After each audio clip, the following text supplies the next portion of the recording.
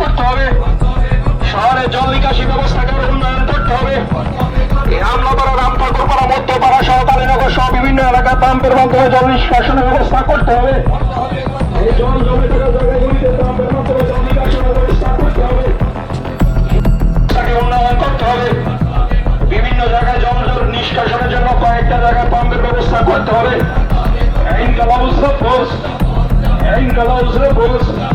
নাগরিক পরিষেবা উন্নয়নের দাবিতে সিপিএম থেকে পরিষদ সফল এই স্মার্ট মিটারের নামে বিদ্যুৎ ঘটনায় বন্ধ করতে হবে।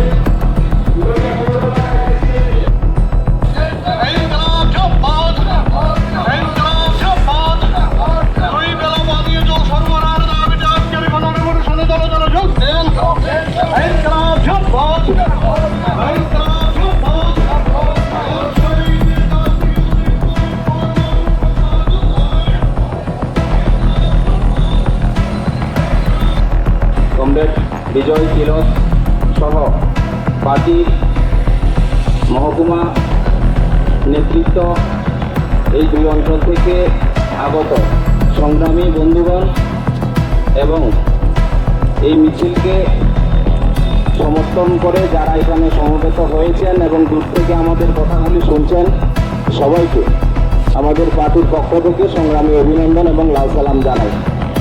দাবি যে বিষয়গুলি নিয়ে আমরা ডেপুটেশন দিচ্ছি, এটা কোনো একটা নির্দিষ্ট রাজনৈতিক দলের মানুষের স্বার্থে বিষয়টা এমন না। এই দাবি পূরণ হলে পরে পৌর এলাকার জনগণের সেখানে উপকৃত হবেন এবং দলমত নির্বিশেষে সমস্ত অংশের মানুষের এই দাবি।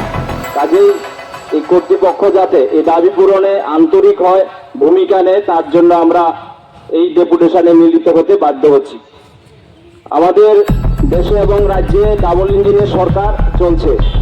এই ডাবল ইঞ্জিনের সরকার প্রতিষ্ঠিত হলে পরে আমরা দেখলাম গত পৌর নির্বাচনের সময়ও বলেছেন পৌর এলাকার যাবতীয় যে সমস্যা চলছে সেগুলি নিরসনে ভূমিকা নেবেন, কার্যকরী ভূমিকা গ্রহণ করবেন।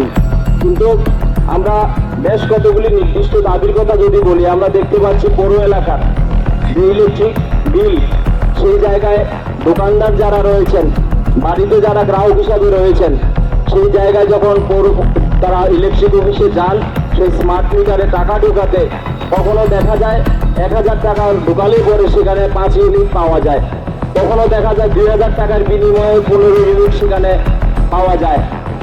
এইভাবে আমরা দেখতে পাচ্ছি বেশ কতগুলো মাস ধরে গোটা রাজ্যের সঙ্গে সাদুর্য রেখে আমাদের এই পৌর এলাকারও জনগণের সঙ্গে এই ধরনের রসিকতা চলছে, যেখানে হাজার হাজার টাকা গ্রাহকরা দিচ্ছে কিন্তু সেখানে পরিষেবা সেখানে পাচ্ছে না।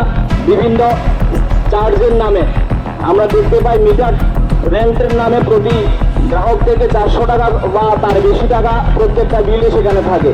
আমরা সেদিক থেকে বলতে চাই, এই স্মার্ট মিটারটার দামটা কত বলবেন, সরকারিভাবে আপনারা ঘোষণা করেন, বহু গ্রাহক মাসে মাসে এই টাকা না দিয়ে একবারে কেনার জন্য প্রস্তুত রয়েছে।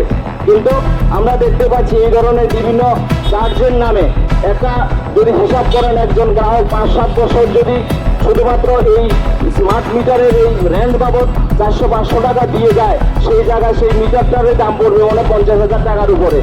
বা সেই দিক থেকে আমরা বলবো আপনি স্মার্ট মিটারের রেট কত ধার্য করুন, প্রয়োজনে মানুষ একবারে কিনে নেবে, কিন্তু প্রতি মাসে স্মার্ট মিটারের ভাড়া বাবদ মানুষদেরকে এইভাবে শোষণ করা সেখানে চলবে না। এবং যদি স্মার্ট মিটার সেই জায়গার ভেতর ভুল রিডিং দিয়ে থাকেন, স্বীকার করেন প্রয়োজনে, তাহলে স্মার্ট মিটারও আপনারা বাতিল করুন।